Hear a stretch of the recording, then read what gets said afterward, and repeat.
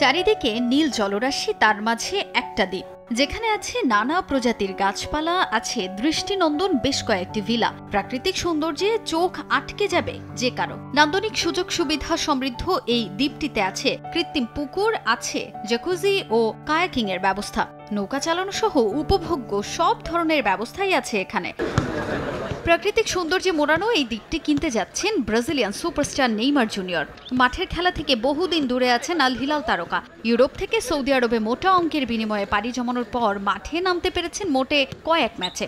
এরপরেই ইনজুরি সঙ্গী করে আছেন পুনর্বাসন প্রক্রিয়ায়। কবে নাগাদ আবারও মাঠে ফিরবেন এই ব্রাজিলিয়ান ফুটবলার তা নিয়েও রয়েছে শঙ্কা। তবে বিলাসবহুল জীবনযাপন করতে সবসময় দেখা যায় নেইমারকে। রিও ডি জেনেইরোতে বিলাসবহুল বাড়ির পর এবার একটি দ্বীপ কিনতে মুখিয়ে ব্রাজিলিয়ান ফুটবলার।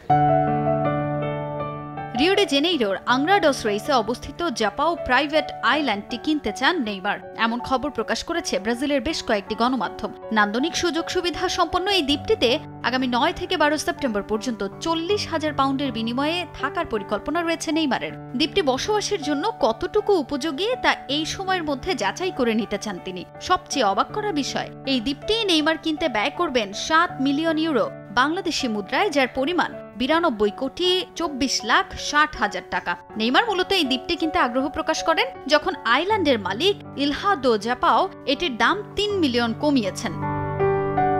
6 একর হাইডওয়েতে 2টি মাস্টার স্যুট সহ একটি ভিলা, সমুদ্রের সৌন্দর্য উপভোগ করা যাবে এমন 3টি বাংলো, একটি পুকুর রয়েছে সেখানে। আইল্যান্ডটি মূলত গ্রীষ্মকালীন অবকাশ যাপনের জন্য উপযুক্ত। মজার ব্যাপার হলো এখানে পৌঁছাতে হেলিকপ্টার কিংবা নৌকা ছাড়া অন্য কোনো উপায় নেই। ব্রাজিলিয়ান সাংবাদিক লিও ডায়াস ইতোমধ্যেই জানিয়েছেন অবসর যাপনের জন্যই নাকি নেইমার এই দ্বীপটি ক্রয়ের খুব কাছাকাছি আছেন। কানাডিয়ান ব্যবসায়ীর কাছ থেকে প্রাইভেট এই আইল্যান্ডটি কিনতে ইতোমধ্যেই চূড়ান্ত কথাবার্তাও শেষ হয়েছে তার।